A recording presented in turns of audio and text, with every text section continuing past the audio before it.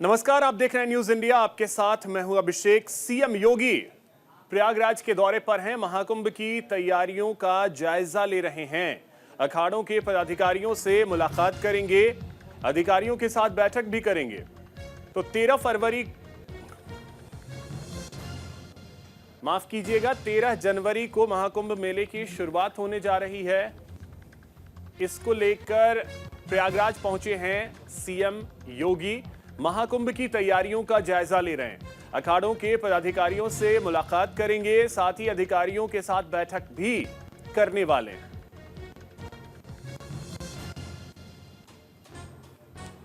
तो आपको बता दें कि उत्तर प्रदेश के प्रयागराज पहुंचे मुख्यमंत्री योगी आदित्यनाथ और जो तैयारियां की जा रही हैं महाकुंभ को लेकर, उसका निरीक्षण किया है। ये तस्वीरें आपको दिखा रहे हैं योगी आदित्यनाथ को, आप देख सकते हैं प्रयागराज में।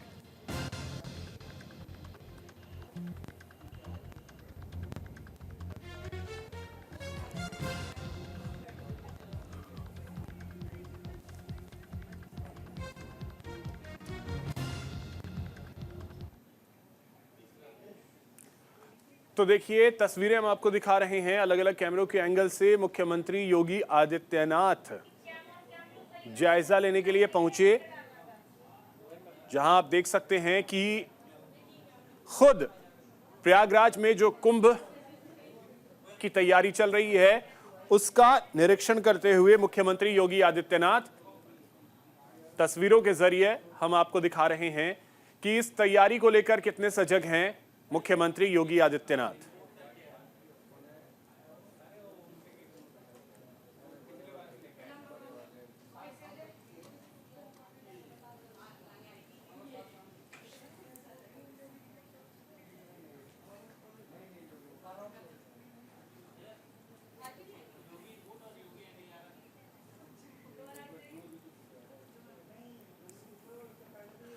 तो देखिए, योगी आदित्यनाथ 2 दिवसीय प्रयागराज के दौरे पर हैं। सीएम योगी सेक्टर 20 में डिजिटल कुंभ केंद्र जाएंगे। शाम 5 बजे सीएम योगी संविधान गैलरी भी जाएंगे। सीएम योगी महाकुंभ पुलिस लाइन भी जाने वाले हैं। शाम 6 बजे मेला प्राधिकरण पहुंचेंगे। कमला बहुगुणा की प्रतिमा का अनावरण भी करने वाले हैं। आईटीआरसीसी में अफसरों के साथ बैठक करेंगे। सभी 13 अखाड़ों के साधु संतों के साथ भी भोजन करने का उनका कार्यक्रम है। नंदी सेवा संस्थान की मां की रसोई का उद्घाटन करेंगे। शाम 7 बजे डिजिटल मीडिया सेंटर का उद्घाटन करेंगे। सीएम योगी प्रयागराज में रात्रि विश्राम भी आज करने वाले हैं। तो 2 दिवसीय ये दौरा है मुख्यमंत्री योगी आदित्यनाथ का।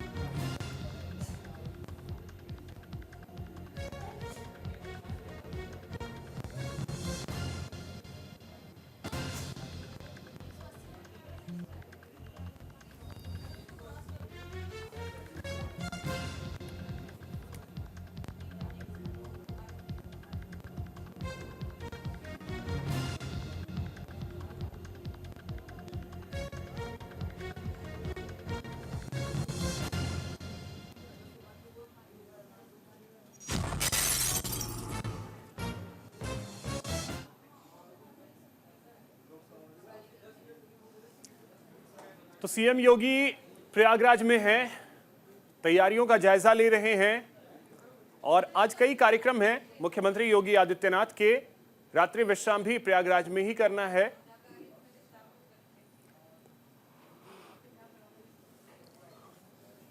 महाकुंभ की भव्य तैयारियां चल रही हैं और उसका निरीक्षण करने के लिए खुद सीएम योगी प्रयागराज में हैं।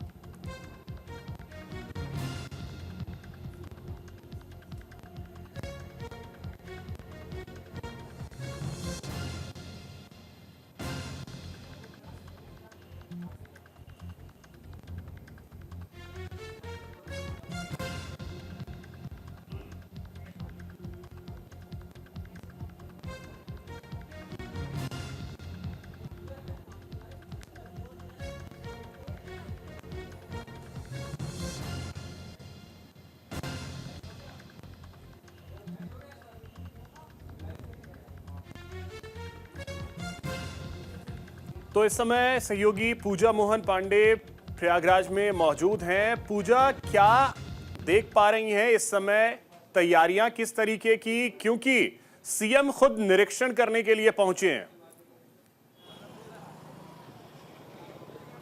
बिल्कुल अभिषेक, देखिए सीएम खुद निरीक्षण करने के लिए पहुंचे हैं। तैयारियों का जिक्र आप कर रहे हैं तो शहर के बीचों बीच हम इस समय खड़े हैं। इधर से जाएंगे तो वीआईपी घाट आता है और इधर से शहर के अंदर प्रवेश कर जाते हैं, जहां से नगर प्रवेश की प्रक्रिया आगे बढ़ती है। अब दूसरी तरफ देखिए, जब सुरक्षा की हम बात कर रहे हैं अभिषेक, सबसे प्रमुख क्या होता है किसी भी आयोजन में, वो होता है सुरक्षा के इंतजामात के लिए देखिए किस तरीके से हर एक गाड़ी को चेक किया जा रहा है। बैरिगेटिंग्स भी लगाई गई हैं और जिस जगह पर मैं मौजूद हूँ इस समय, ये जगह मेन वो एरिया है जहां से संगम क्षेत्र का आरंभ हो जाता है।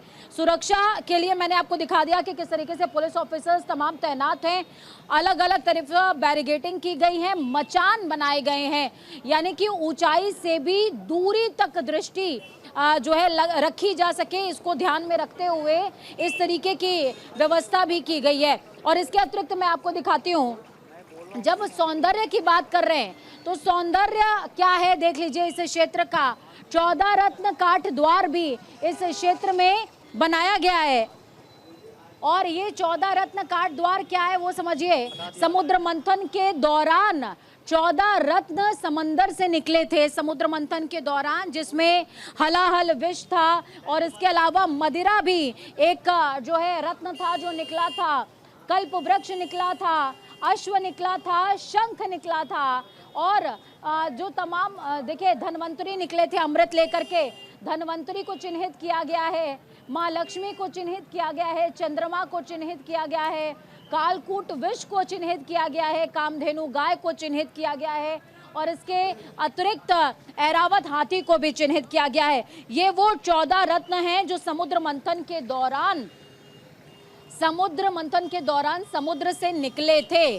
राक्षसों और देवताओं ने मिलकर के समुद्र मंथन किया था, जिसके बाद ये 14 रत्न निकले थे। सुरक्षा के भी मैंने इंतजामात आपको दिखाए अभिषेक, और सौंदर्य का भी खास ख्याल रखा गया है कि संस्कृति और सनातन दोनों का संदेश, चाहे नवयुवा आए और बुजुर्ग अगर आ रहे हैं तो उन्हें हमारी सनातन संस्कृति और कथा के बारे में तो पता ही है, लेकिन अगर युवा आए तो युवाओं को दीवार से लेकर द्वार तक हर जगह सनातन का संदेश देने की व्यवस्था की गई है। बिल्कुल, देखिए इसे हम एक संयोग के तौर पर ही देखें पूजा की। पिछले साल की जो जनवरी का महीना था, याद होगा आप अयोध्या में भी थी।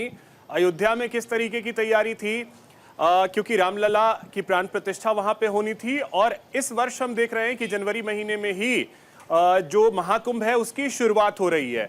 तो वहां की तैयारियां और यहाँ की तैयारियां, उसके बारे में अगर थोड़ा सा आप बता पाएं और साथ ही साथ अगर संभव हो लोगों से बात कर पाएं कि पहले के कुंभ और इस कुंभ में कितना भेद कर पा रहे हैं, कितना अंतर कर पा रहे हैं तैयारियों को लेकर के लोग, जो स्थानीय लोग हैं। बिल्कुल, देखिए मैं स्थानीय लोगों से भी बातचीत करूंगी। और चूंकि आपने अयोध्या का यहाँ पर अभिषेक जिक्र किया है कि अयोध्या में मैं मौजूद थी, हमारी न्यूज़ इंडिया की पूरी टीम अयोध्या में मौजूद थी और हमने बहुत करीब से वहाँ की व्यवस्थाओं को भी देखा था। तो लंबसम वैसा ही नज़ारा है, बस देश दिशा और परिस्थितियाँ थोड़ी सी परिवर्तित हो गई हैं। वो रामलला का प्रादुर्भाव था, वो रामलला की स्थापना थी और ये मौजूदा समय में प्रयागराज का महाकुंभ क्षेत्र है। लेकिन सुरक्षा वैसी ही चाक चौबंद, सौंदर्य वैसा ही जो सामान्य मनुष्य को अभिभूत कर दे, अपनी तरफ आकर्षित कर ले। तमाम लोग कुंभ स्नान करने के लिए जा रहे हैं। मैं इनसे बातचीत करूंगी। बाबा जी, कहाँ से आ रहे हैं आप? मैं जूना अखाड़े में ही रहता हूँ, जूना अखाड़े का घोड़ापति हूँ। स्नान करने जा रहे हैं आप? मेरा टेंट लगा हुआ है, अखाड़े में मेरा तंबू है। अच्छा, ये बताइए कि हर बार से इस बार का कुंभ कितना अलग नजर आ रहा है? इतना नज़र आ रहा है कि ऐसा कुछ जो उन्होंने पर्चा में लिखा है फिर उसके अनुसार तो कुछ नहीं है। 13 तारीख से प्रशासन लिख रहा है, बोर्ड लग रहा है, तो 13 तारीख तक सब तैयारी हो ही जाएंगी।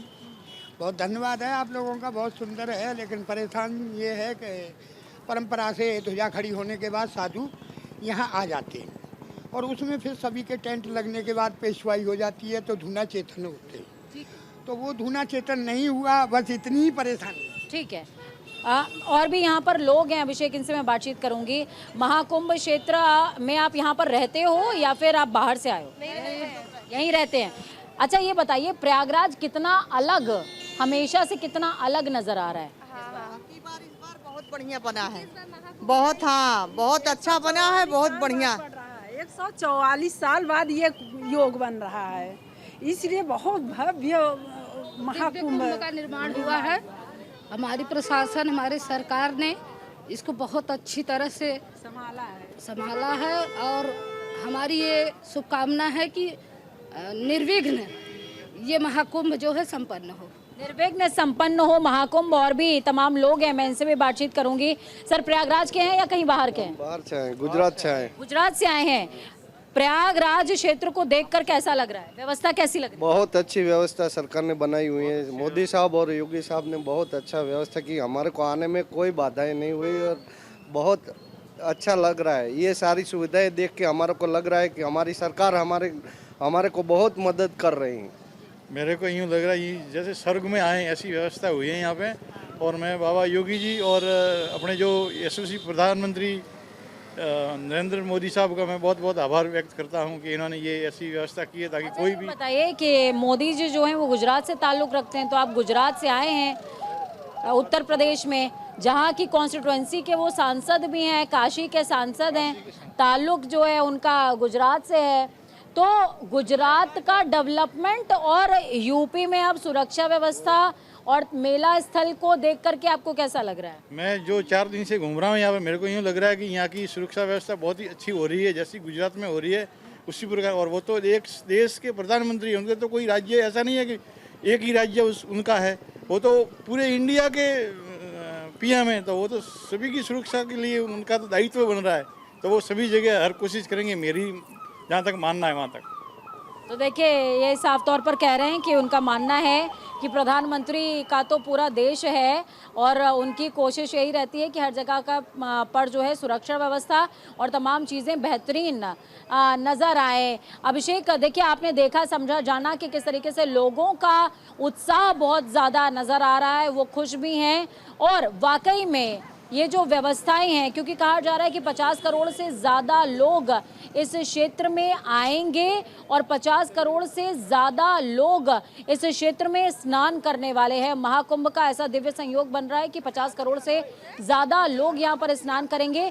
ऐसे में सुरक्षा व्यवस्था, सामंजस्य और उनकी श्रद्धा आहत ना हो, ये बड़ी जिम्मेदारी है। बिल्कुल। देखिए पूजा, जो मैंने पिछले कुंभ को लेकर के भी आपसे जो सवाल पूछे कि लोगों से भी जरा समझने की कोशिश कीजिए कि इस बार के कुंभ और पहले के कुंभ में क्या अंतर नजर आ रहा है, क्योंकि सोशल मीडिया जब से आया है, उसका जब से जोर बढ़ा है, उसके बाद से हर आयोजन को कहीं ना कहीं कंपेयर करने की कोशिश होती है। क्योंकि कल मैंने एक सोशल मीडिया पे तस्वीर ही देख ली मुलायम सिंह यादव को स्नान करते हुए कि अर्धकुंभ में कितना अच्छा आयोजन था, और आज के आयोजन की बात की जा रही है। बहरहाल उससे थोड़ा सा दूर ही रखने की कोशिश करूंगा मैं आपको, और समझना बस ये चाहूंगा कि इस बार के आयोजन में आपने क्या अलग देखा, क्योंकि इससे पहले भी आपने रामलला के आयोजन, जिसके बारे में मैंने आपसे कहा, क्या योगी आदित्यनाथ का यहां मुख्यमंत्री होना इस आयोजन को वाकई में बहुत अलग बना रहा है? बिल्कुल बिल्कुल, इसमें कोई दो राय नहीं है अभिषेक। देखिए, कहते हैं कि जो जिस क्षेत्र का होता है उस क्षेत्र को बहुत अच्छे से समझ सकता है। ये बात आप भी बहुत अच्छे से समझेंगे और मैं भी समझूंगी। अगर मीडिया से संबंधित किसी क्षेत्र की बातचीत हो रही हो तो हम और आप या हमारे तमाम सहयोगी जो मीडिया क्षेत्र से संबंध रखते हैं वो इन चीज़ों को अच्छे से टैकल कर पाएंगे। अब जब हम योगी आदित्यनाथ की बात कर रहे हैं, एग्जाम्पल मैंने इसलिए दिया क्योंकि आपने मुख्यमंत्री का जिक्र किया है। वो सिर्फ गेरुआ शरीर पर धारण नहीं करते हैं बल्कि आत्मा में भी धारण करते हैं। पीठाधीश्वर हैं नाथ संप्रदाय के, और गोरक्ष पीठाधीश्वर होने के साथ साथ उन्हें धर्म का पता है, संस्कृति का पता है, सनातन की थाह का पता है, और उन्हें ये पता है कि सुरक्षा के साथ साथ नवाचार कैसे करने, क्योंकि वो सूबे के मुख्यमंत्री भी हैं। आपने पूछा कि इस बार का कुंभ अन्य तैयारियों से अलग क्या नज़र आता है। मैं आपको स्पेशली बताऊं अभिषेक, ये मेरा खुद का अनुभव है, मैं किसी दूसरे का अनुभव नहीं साझा कर रही हूँ आपके साथ में। अयोध्या में संस्कृति धरा पर नजर आई और टेक्नोलॉजी का इस्तेमाल सुरक्षा में किया गया, लेकिन महाकुंभ की जब मैं बात कर रही हूँ तो ठीक लगभग 1 साल का अंतर है। 1 साल के अंतर के बाद उस आयोजन से इस आयोजन में 1 साल से ज्यादा का ही अंतर है, कम का नहीं है। अंतर ये है कि यहाँ पर तकनीकी का इस्तेमाल बहुत बेहतर तरीके से है। मैपिंग के लिए AI का इस्तेमाल किया गया है। डॉग स्क्वाड से लेकर के यहाँ पर रेस्क्यू के लिए रोबोट्स लगाए गए हैं। और इसके अलावा देखिए VIP घाट बनाया गया है, महिलाओं के लिए अलग घाट बनाया गया है। और इसके साथ साथ ज्ञान देने के लिए, यानी कि लोगों को सनातन संस्कृति समझ में आए, उसके लिए भी टेक्नोलॉजी का इस्तेमाल किया गया है। अलग अलग जगहों पर आपको स्क्रीन्स लगी हुई दिख जाएंगी जो धर्म के बारे में जानकारी दे रही हैं, जो महाकुंभ के बारे में जानकारी दे रही हैं, क्योंकि टैगलाइन है महाकुंभ की, पुण्य फले महाकुंभ चले। और इस बात का खास ख्याल रखा गया है कि युवाओं को जोड़ा जा सके, क्योंकि टेक्नोलॉजी और नवाचार का जब इस्तेमाल किया जाएगा तो उन जड़ों से युवा जुड़ पाएंगे। तो युवाओं की कनेक्टिविटी और ज़्यादा अपनी संस्कृति, संस्कार और जड़ों के साथ हो, इसको दृष्टिगत रखते हुए इस बार नवाचार इस आयोजन में बहुत ज़्यादा है। अभिषेक, एक अंतर शायद इसका भी अगर थोड़ा सा पूजा आप जिक्र कर दें, क्योंकि ये पहला महाकुंभ होगा जो इलाहाबाद में ना होकर के प्रयागराज में हो रहा है। जो मैं कहना चाह रहा हूँ शायद आप उसको समझ गई होंगी, क्योंकि इससे पहले जो भी महाकुंभ या अर्धकुंभ होते रहे हैं, बिल्कुल बिल्कुल, वो प्रयागराज संगम में होता जरूर था, लेकिन वो इलाहाबाद में होता था। ये वाकई में प्रयागराज में संगम तट पर हो रहा है। बिल्कुल इलाहाबाद में, बिल्कुल प्रयागराज संगम तट पर हो रहा है। कल मैं शिवानंद गिरी जी से बातचीत कर रही थी। शिवानंद गिरी जी ने इसी बात का उल्लेख किया कि पहले इसे इलाहाबाद कहा जाता था और वो एक विभ्रंश है, यानी कि अल्लाहाबाद पहले कहा जाता था कि अल्लाह का आबाद किया हुआ जो क्षेत्र है वो अल्लाहाबाद था, और उसे बाद में विभ्रंश कर दिया गया, इलाहाबाद कहने लग गए। जब सरकार आई योगी आदित्यनाथ की, तो एक कतार से चीज़ों को बदलने की प्रक्रिया शुरू हुई, नवाचार की प्रक्रिया शुरू हुई, नवोन्मुख करने की जो प्रक्रिया है वो शुरू हुई। उस प्रक्रिया में प्रयागराज नाम भी एक प्रमुख नाम था। पुराण में प्रयागराज का जिक्र मिलता है। आप मंत्र पढ़िए, प्रयागराज तीर्थे इसको कहा जाता है, तीर्थराज प्रयागराज कहा जाता है। तो प्रयागराज का नाम इस क्षेत्र को दोबारा मिला, और वाकई में ये बहुत अच्छा आपने जिक्र किया, और मुझसे ये स्किप भी हो गया था कि प्रयागराज में ये आयोजन हो रहा है। जब हम मुख्यमंत्री योगी आदित्यनाथ की बात कर रहे हैं, जब हम उनके, आप कह रहे हैं कि उनके होने से क्या बदला, तो उनके होने से जो सबसे पहला बदलाव वो यही है कि इलाहाबाद नहीं प्रयागराज में हो रहा है, और युवाओं के लिए नवाचार भी है, उन तक, उनके दिमाग तक, उनके जड़ों तक, उनकी सोच तक हमारी संस्कृति, हमारा सनातन का वैभव पहुंच सके, उसको, उसका संवर्धन हो सके, उसके प्रयास के साथ साथ सुरक्षा के जो इंतजाम हैं वो भी योगी आदित्यनाथ छठा दौरा आज कर रहे हैं। वो खुद ग्राउंड पर जाकर के, देखिए जब हम योगी आदित्यनाथ की बात कर रहे हैं तो उनके साथ में क्या नजर आता है। अभी उन्होंने अधिकारियों के साथ में बैठक करी, मीडिया सेंटर का इनॉग्रेशन करने जा रहे हैं। मीडिया सेंटर अभी हमने दर्शकों को दिखाया ही, कितना बेहतरीन बना है और उसमें टेक्नोलॉजी का कितना अच्छा इस्तेमाल किया है। सुरक्षा के लिए अधिकारियों से मुलाकात कर रहे हैं, और वही मुख्यमंत्री योगी आदित्यनाथ 13 अखाड़ों के अध्यक्षों से भी मुलाकात करेंगे। तो ये जो समन्वय की उनकी कला है, ये शायद किसी और में नहीं है, बिल्कुल, जो इस आयोजन को और ज्यादा खास बनाता है। चलिए, बहुत शुक्रिया पूजा आपका तमाम जानकारी।